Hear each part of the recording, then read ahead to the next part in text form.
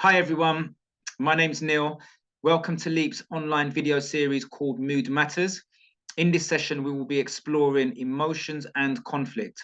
So we are aiming for this video to last no longer than 30 minutes. And there'll also be an opportunity within the video to press pause, reflect on any questions that we ask, where you can write down answers and then come back again in your own time. These sections will be pointed out to you as we go along, all right? So we'll guide you along. We also do encourage you to have pen and paper, maybe a notebook, just to capture or write down any learning or reflections that you may find useful that will help support you, because there is quite a bit of information to take in. So please feel free to take any notes. We also encourage you to watch this video in a space that really supports your engagement and focus. And what I mean by that is being in a space where there's no distractions. If you need to, you can put on headphones, but just in a place where you can really concentrate, but also just do what works for you. Okay. What else would I like to point out? Yeah, and this recording is really a resource for you to engage with or interact with in a way that works for you. So it might mean that you watch it in 10-minute chunks. It might mean that you watch it and take notes, then watch it again and go through it with your notes. So whatever works for you, please work in that way. And that is it, really. I guess more importantly, though, what we'd really like to encourage is that you look after yourself, look after your well-being when you're watching these videos or moving through these recordings. And what I mean by that is that, let's say you've planned to watch the whole thing, it's okay to stop and maybe take a quick couple of minutes break, go to the toilet, grab yourself a drink, grab yourself a snack, maybe move around, do whatever you need to do to support you, because it may feel a little bit heavy at times. So please do whatever you need to do to support your engagement with this video. And if you want to find out a little bit more about me and Alex, I highly recommend that you check out our first video where we explore what are emotions. And it leads nicely into this video as well, actually. So Alex, over to you. Great, thank you, Neil. Yep, hi everybody. Glad to have you here with us and be doing this session with you. So, what is this session about? Let's find out. So, in this online session, myself and Neil, what we're going to do is we're going to explore and develop our understanding of conflict with you. And we're also going to explore the space where emotions and conflict interact. So, yeah, definitely good to watch the first video if you can, but if not, hopefully you'll be able to catch up as well. And in terms of the how, Neil is going to speak to that now. Oh, amazing. So, yeah, I hope you managed to get some learning from session one. And if not, that's okay. Watch it as many times as you need to. As I said before, me and Alex appreciate there's quite a bit of information to take in, to do what works. And please remember that you can always play these back whenever you need to, yeah? So, moving forward, this is how session 2 looks. So right now, we're looking at the overview for session 2. And we're currently, again, at our welcome and intros.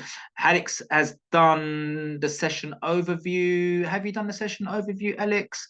I'm not sure, because we're at the session overview. So that's you doing that now, Neil. You're doing that now. Ignore me, guys. See, this is what happens. So this is like live recording. And we're not going to edit. I don't think we should edit this out. I think it's good to keep these kind of things in, yeah? Make the session a little bit more lighter, I guess.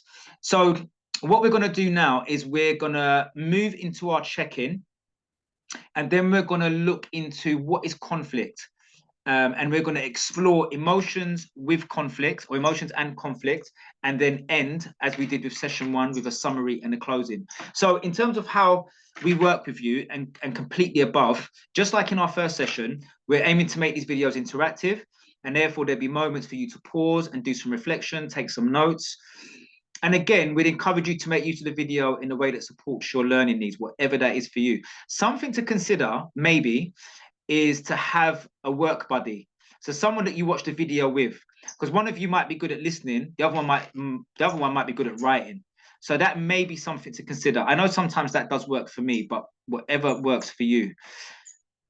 Now, unfortunately, the video, to the best of my knowledge, the video doesn't stay where you pause it if you then come out of the video, right? So if you press pause and the video is still there, that's fine.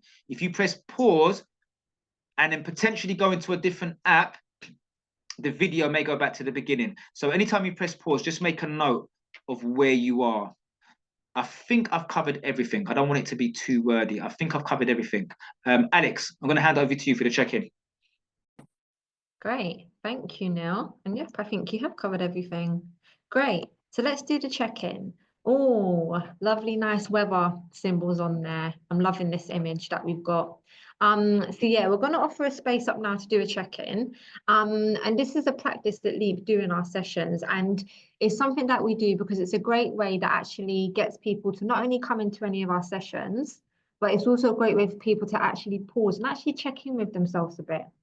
That's probably something that actually people, I know I don't do a lot. I don't often pause and think, how am I doing at this moment?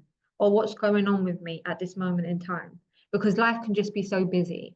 So it's something that we do because it encourages self-awareness and it enables people to be more present as well. Because life can just be so busy, it can be hectic, can be full of lots going on. So it's really important that we find a moment to stop, take a breath, and just look inwards for a moment and consider how am I doing? Like, what's going on? How am I feeling? And then actually, is there anything I need to do for me at this moment in time to look after myself? Whether that's breathing or maybe getting a drink or just stopping for a moment as well. So these check-ins are really important and they can be a tool. And there's different ways that we do them. So you can see here that there's different variations of weather on the screen, maybe different symbols as well. So the check-in we're going to do here is for you just to consider what's the weather that represents how you are feeling right now, using one of those images on the screen. And I appreciate that some of those images might be a bit like, oh, what kind of weather is this? So if there's images there that speak to you, great. And whatever it speaks to you, that's fine. But if there's images that don't, and actually there's something, some kind of weather or something you're thinking about that maybe speaks to how you are a bit more, that's also okay to do. Just find what works for you. But for example, if we look at sunny, so you've got the sun up in the corner there. So if someone says they're sunny, they might say they're that way because they're feeling happy, and they're feeling joy. They're feeling really bright and full of energy. Or are you the icon with the cloud and the sun peeking behind it on the bottom row? That might mean that someone's not feeling 100%, but they're about a 75. And they're like, they feel okay to be here, but they've still got a bit of low energy. So again, it's subjective. It's what each image or symbol on there speaks to for you. Okay? So that's what we're going to ask you to do now. Just take a moment now. Again, you can pause the video if you'd like to pause it as well. And just think about what is your check-in. So what weather on there or what weather represents how you are feeling and why. Yeah? So if I give an example, so my name's Alex and the weather on there that represents how I am feeling right now is probably actually, yeah, the sun with the cloud. And the reason because it's probably later on in the day now. So my energy's dipped a little bit, but my energy's still there. The sun's mainly still out and I'm still feeling a bit energized. It's just probably not as strong as it was this morning. And I feel calm. I feel calm and peaceful as well. So yeah, that would be my example. Neil, what about you? If you had to do a check-in using the weather symbols, what would yours be? Good question. I was looking at the little pictures, right? And I was thinking, is my one even up there? So my brain's gone into a little bit, I think I'm overthinking. But yeah, it is later in the day. And I guess I'm still quite sunny. And I say that because the sun is out and it's a lot warmer than I expected. However, I've just come out of a meeting and I'm wondering if I need a little refreshment or something like that. So I was looking at and they all seem a little bit, I don't know if it's me, but they like there's no rainbow or something on there. They all seem like there's a lot of rain, a lot of wet, a lot of like, yeah, a lot of wind and then a bit of lightning. And I'm like, none of these apply to me. So I'm saying if I could take the sun, no, I tell you what it is. Sorry, I'm making this check-in long. But if I could take the sun behind the cloud and then put the crescent, yeah? The crescent with the little stars a little bit behind it, because we're coming to the latter part of the day, I guess I'm kind of there. And the reason why I say that, because I'm still full of energy, but I'm mindful somewhere in my mind that we're approaching near the end of the day. So my mind's almost set into what I'm doing this evening. if that makes sense. So I'm okay. I'm okay. That's a long check-in, but I'm okay. No, but thank you. And it does make sense because again, what you've done is you've made it work for you and explained it for how it works for you. So that's really important. So kind of echoing that to everybody else as well. So what we're going to do now is I'm just going to hold this space for a few seconds, give you the opportunity to reflect and pause the video to do that reflection on how you're feeling right now. Do that check-in with yourself. Again, going to encourage you to make a note of it on the notebook and pen you have or the piece of paper that you have as well. Just make a note for it and think you could also capture if there's anything else that's coming up for you as well as you're doing that check-in. So I'll just hold it for a few seconds here to give you the option to pause and reflect if you'd like to.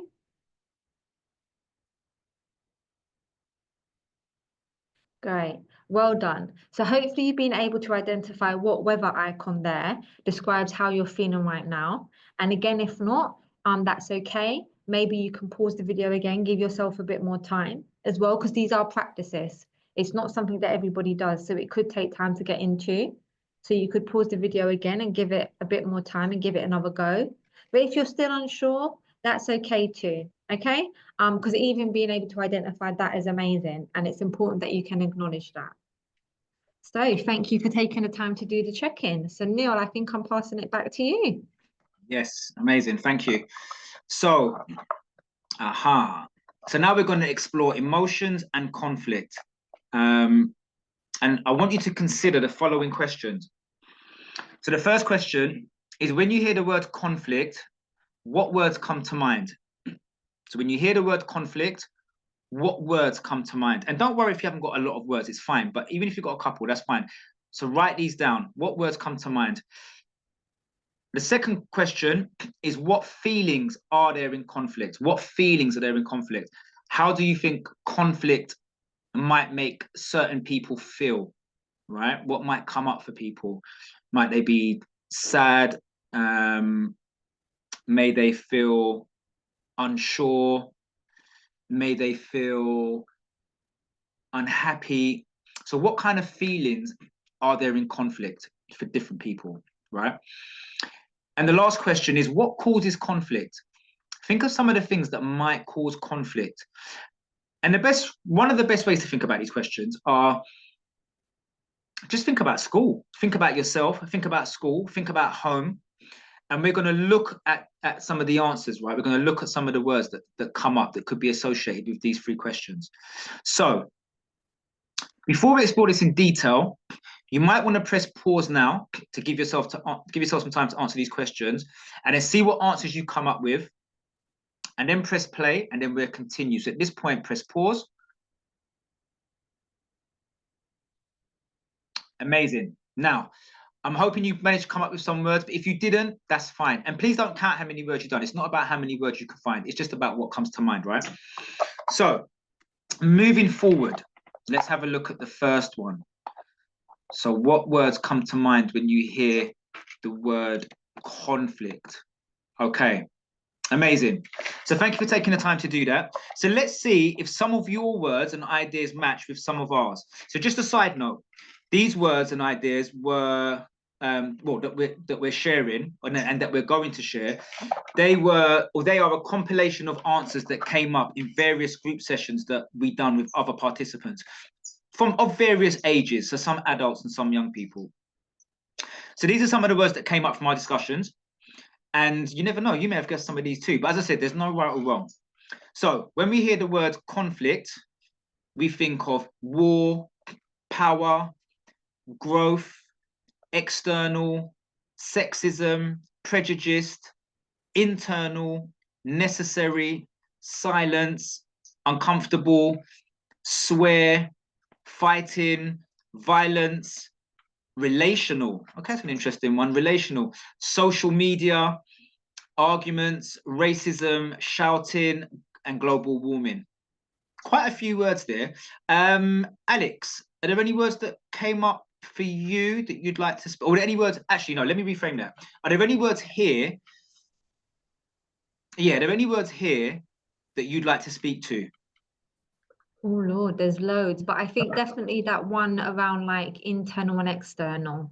Okay. Because I think about like sometimes I think people might think of conflict and they might think about it being like outside of themselves, or maybe through things like arguments or fights with another person.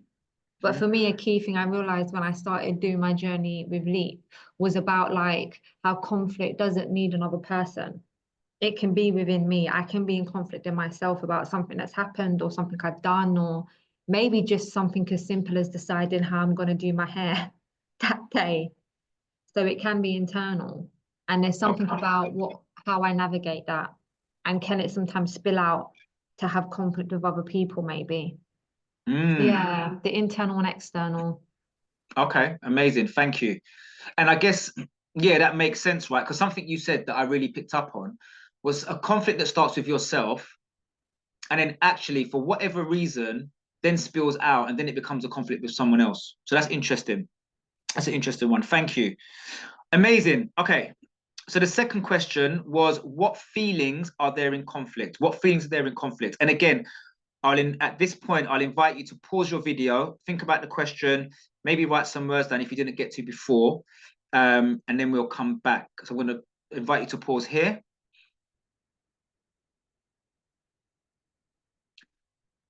Okay, thank you. Amazing.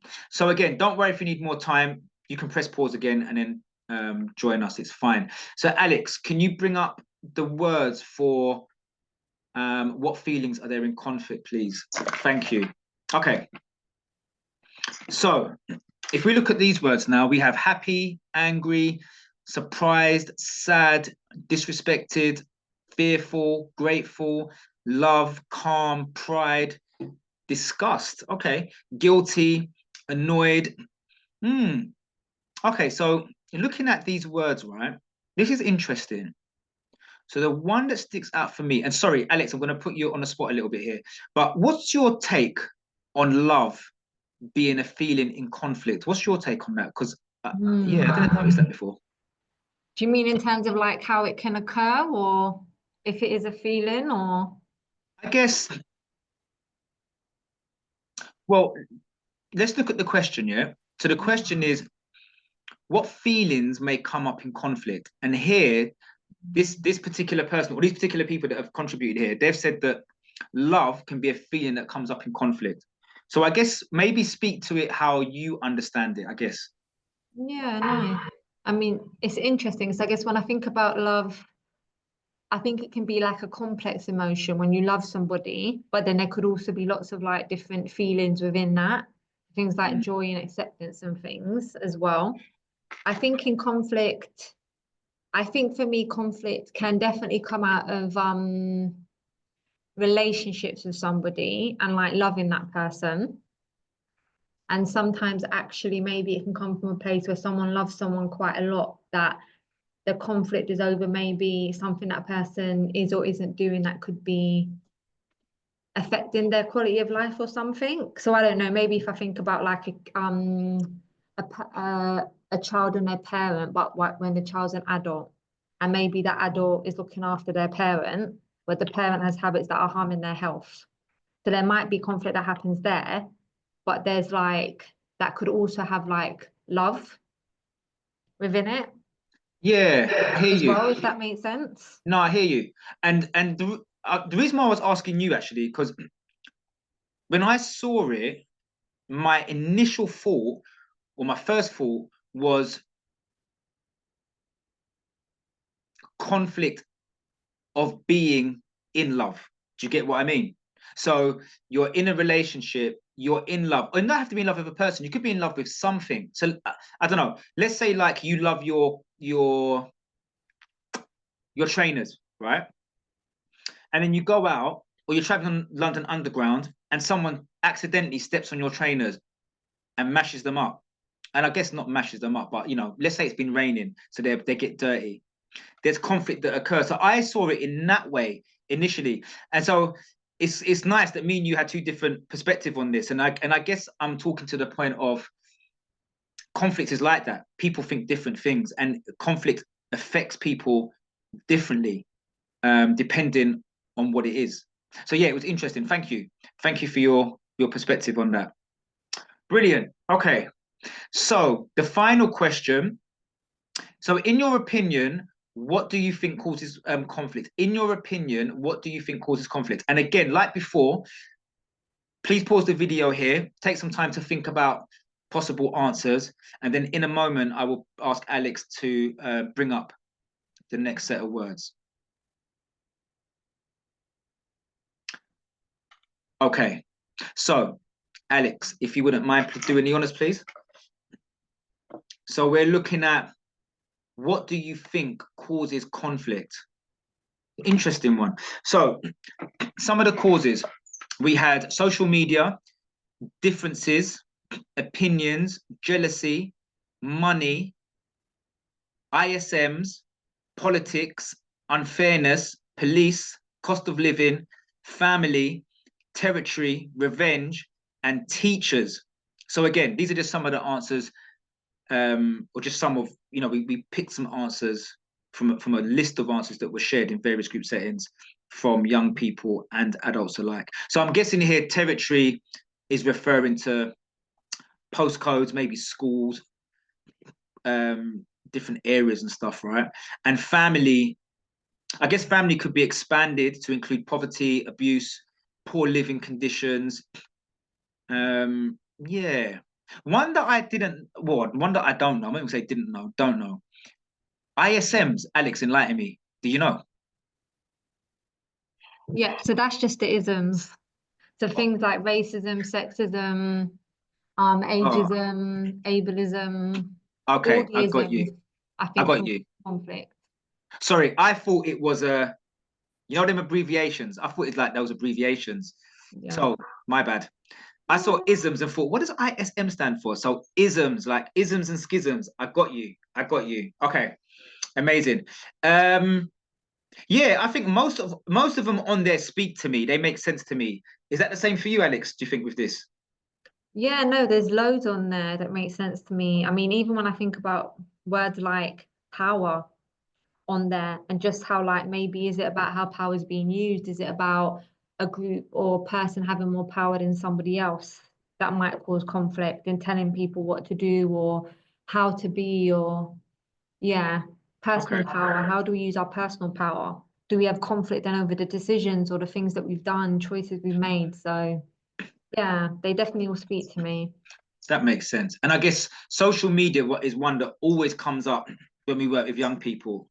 And for the young people watching this video, it might be something to reflect on and maybe expand and have that conversation around social media. Because actually it feeds in to the other two questions in terms of being disrespected or angry and differences. So yeah, it feeds into a lot of stuff. Okay. So as we can see, conflict occurs on a spectrum, right? The smallest conflict, as Alex alluded to earlier, would be self-conflict, something in your head. So i.e. not knowing what hairstyle to have, or maybe not sure what cereal to have. I was going to say bran flakes, but who eats bran flakes? Well, I eat bran flakes, but I don't know if you eat bran flakes. But anyway, it may be, do I want jam or marmalade, let's say, right? And then, like, you can't make up your mind. Then you make up your mind and you think, I'm going to have jam. You get downstairs and your brother is eating the last bit of jam. And now the conflict has gone from being in your head to possibly being with your brother. So there's the conflict of self in our head. So also making up interpretations of what someone might be thinking of you or what someone might have said. So that conflict just grows and grows and grows, especially if you don't have that conversation with the person, right? So someone said something, we then take it to mean something else. We haven't had a conversation with the person. This conflict is growing and growing and growing and growing in our head. So there's that self-conflict. And I guess the largest conflict would be, I guess, war. So that could be the largest example of conflict, right? Though I guess I'm thinking actually there's a bigger example than war. Like if we look out of planet Earth, there could be conflict between two planets or two stars, right? So there's bigger conflict. But you get my drift. Smallest conflict with self, largest conflict on a big, massive scale, like war, or in planets having this kind of like explosions and stuff going on. So conflict can ripple out and affects not only people on an individual level, but also in relationships with family and friends, community, and society across the world. As we see, when two different countries have a difference of opinion, it just grows and grows and grows and grows. So the next thing they're talking about war, and people are like, well, hold on, how did we get here? So here at Leap, we say that conflict is inevitable. It will happen. What matters though is how you navigate that conflict, as that can make all the difference. And when I say navigate, I mean how you work with the conflict, because the conflict is there. So it's like, how am I going to work with this conflict? What am I going to do? Do I need to write it down? So remember I said about the conflict in your head. Maybe someone said something and you've misinterpreted what they've said. The way to navigate that conflict might be to write it down, maybe write down what you think they meant, but also do a list of the positives that they may have meant. And even better still, having a conversation with that person. So that's navigating the conflict, right? And we're going to kind of explore this a little bit more actually in our next video, video number 3. But just a reminder, I'll say it again, just a reminder that these words did come up from various group sessions. So if you had different words or the same ones, that's fine. Okay, that's perfectly fine. Alex, am I handing over to you now? You are indeed. Thank you. Great. I love a word storm. Amazing. Okay, so we're going to offer you a space here just to do a bit more of a pause and reflection with some questions as well. So this is now kind of bringing emotions and conflict together. So as Neil said in video 1, we looked at what are emotions as well. So again, strongly encourage you to go and watch that. And then we're going to connect it with conflict here. And you've got 3 questions there just to reflect on. Yeah. So that first question being, do you recognize any of the emotions listed for yourself during conflict? So if you go and check the previous slide where you had that list of all those emotions, or even ones you wrote down in your reflection when you did those questions, do you recognize any of the emotions listed for yourself during conflict? Do you notice any physical sensations connected to your emotions? So when you're having a particular emotion, do you notice that there's a physical sensation there with it? So for example, for me, I think sometimes when I'm experiencing anger, I can notice there's a physical sensation where I get like quite red cheeks, for example, and I feel like heat in my cheeks as well. And then the other one, that third question, speaks to consider how your emotions affect your actions and decisions in a conflict situation. What happens? Yeah. So what are the actions and decisions you take in this situation? What happens? Okay, so take a moment to think about those as well. And again, going to encourage you to pause here just to capture your reflections as well. And then we're going to come back to it. Yep, so just pause here and then we'll come back and unpack these a bit more. Okay, great. Welcome back. So well done for taking the time to do that pause and reflection on those questions. And again, it's just kind of building a little bit of awareness and insight for you as well. You know, by recognizing what are some of those emotions that you had and what were the physical sensations that took place with them. But also when you were having those emotions, what actions and decisions did you then take in the conflict situation? What happened from it? Yep. So that's something personal for you to just take away and to maybe reflect on and have for your awareness as well. But I'm just also going to speak to my reflections to them. So with that first one, the emotions that I notice that I have often during conflict situations, it's often things like maybe feeling angry. I can sometimes feel sad, feel frustration and annoyance as well. Maybe because someone has done something or said something, or maybe not done something that I've got to kind of rule around. And then I can notice myself having those feelings as well. And then when I have those feelings of the anger, sadness, frustration, or maybe being annoyed, the physical sensations I might notice are things like I said, the red hot cheeks. I notice myself sometimes getting like quite sweaty hands as well. Sometimes I notice like my heart beating a little bit faster as well in my chest as well. And then in terms of how my emotions affect my actions and decisions in a conflict situation, so I think sometimes what I notice is that when I can feel angry, I've not only get like the red cheeks and maybe sweaty hands going on, but I can sometimes end up talking to myself, so go into kind of a self-talk mode. Sometimes I can end up, well, if I'm really, really angry, I can end up maybe saying something that I regret to another person, or maybe not say something like as clear as I would want it to be, so that it gets kind of misinterpreted and things as well. Neil, what about you? Was there any reflections that came up for you around those questions?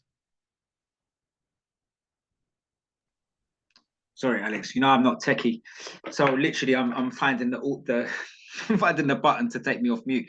So in terms of the exercise we just done, anything that came up for me? There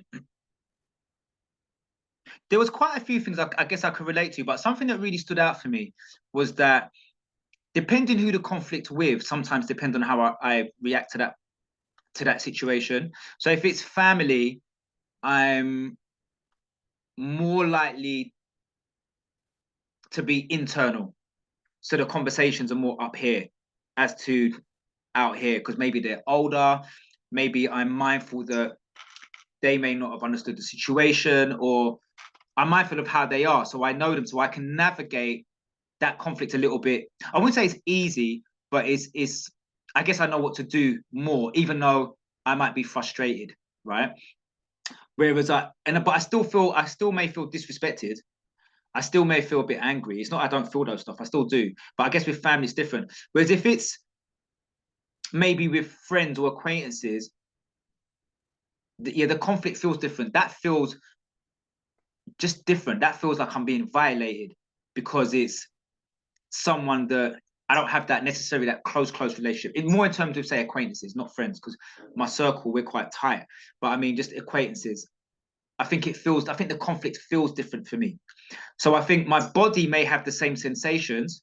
I still may feel my palms may still feel a bit sweaty, or my chest may still feel a bit warm, but I guess I go in deeper because it's a different person. So I'm almost like, well, why are they disrespecting me like that? Or is that what they think about me? So I start building up this picture in my head. So yeah, that's what came up for me when when doing the exercise. That's what came up for me was like, it made me think of the different people that I have conflict with or potentially have conflict with, and then the interactions that happen. Yeah. Great.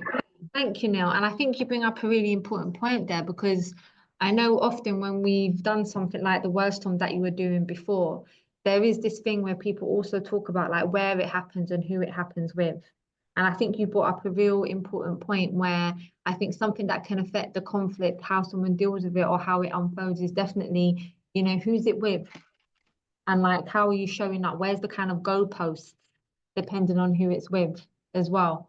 And I think also other things that might affect how someone, I guess, navigates conflict is just how they're feeling. Are they tired? Are they hungry? Like, I know for me, there's been moments where I've probably been quite tired, and that's definitely affected how I am then able to navigate conflict.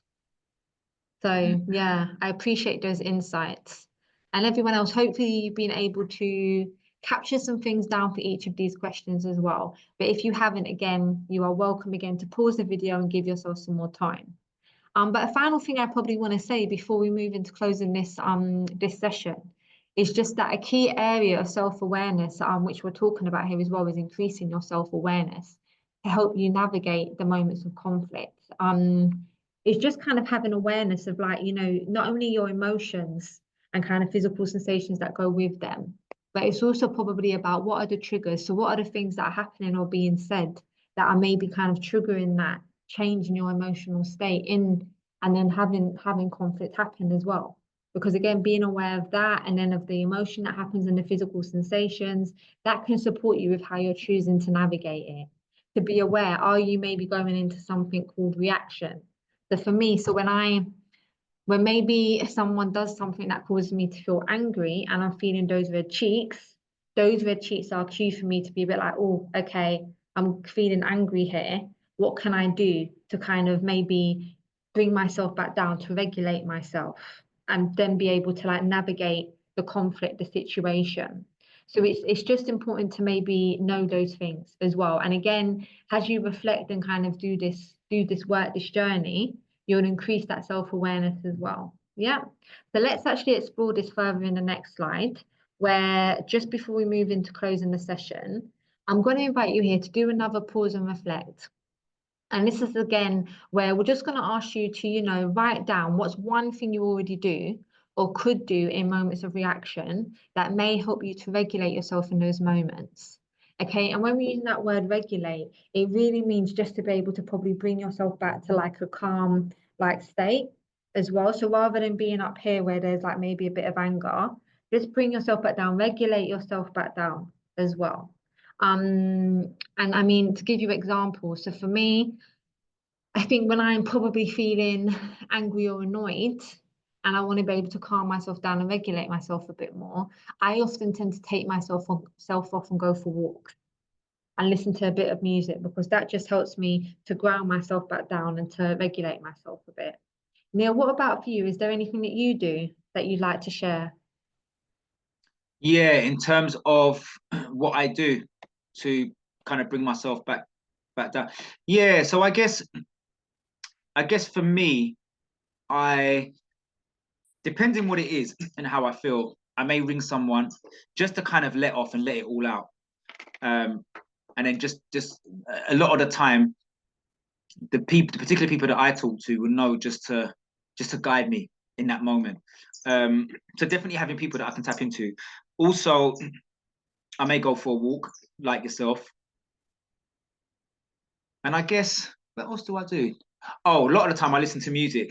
So I will just put on my Bluetooth speaker and pump.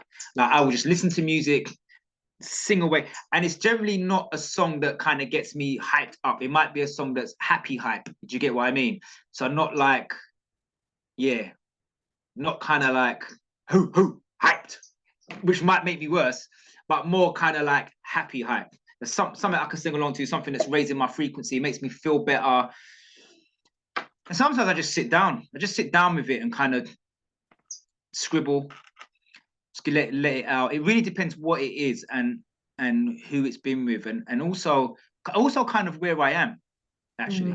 Because depending where I am will depend on how I receive this conflict that's come to me. So if I'm in quite a good mood, chances are it'd be easier for me to de-escalate myself. If I'm not in a good place and someone's brought something, then the chance are it's going to escalate where I am. So yeah, it depends really. But yeah, those are a few things that I would do.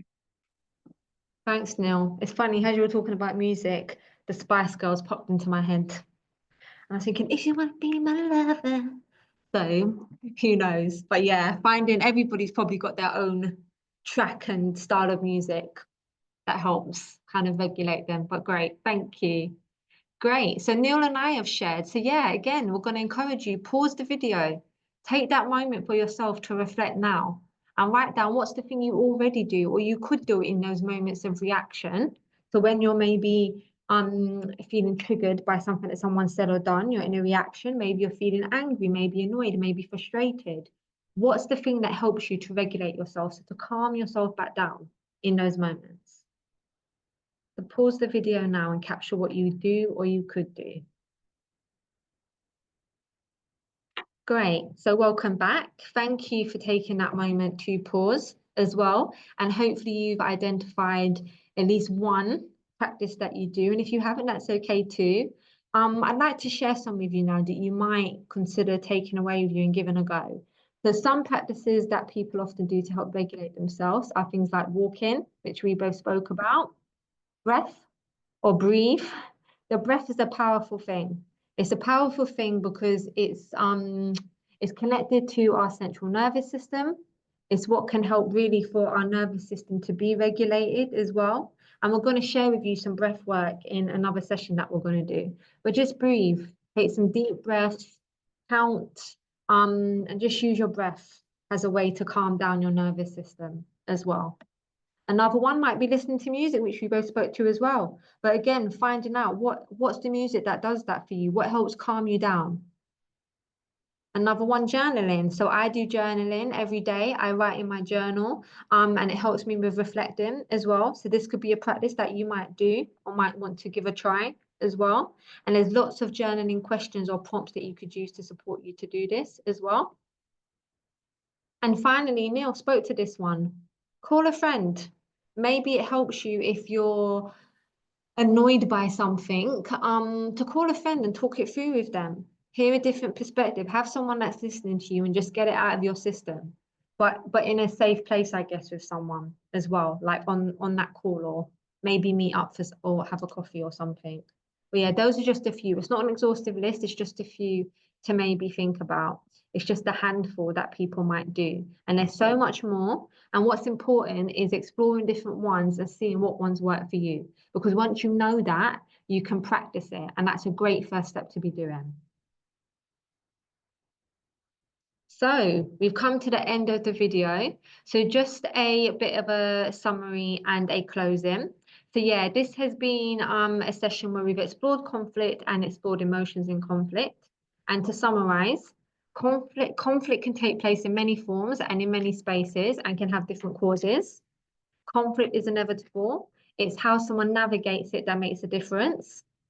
In moments of conflict, having self-awareness of your feelings and physical sensations can help you respond and move towards getting the outcome you want.